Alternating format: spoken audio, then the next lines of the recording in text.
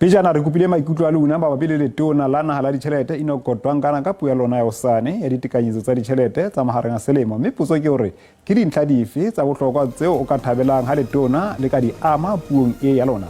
Maikutlo a lona ke a latelang.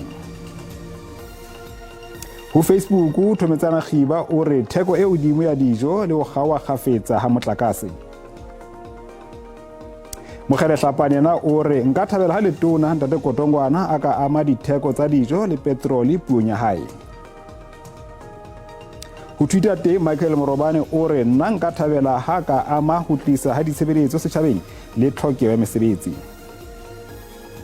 Ha re qetela Mpho Mokoena yena o re nna nka thabela ho utlwa hore ka ha dijo di tura o tlo etsa eng ho leka ho imolla baahi ntlheng ena. Batho ba bangata ha ba sebetse, dijo di tshebeletso di a tura, inflation e nyolohile haholo. A themeletsa ho tsepe yona ke latelane. Nna nka thaba haholo letona ke la bua ka theko phameng ya mafura le dijo.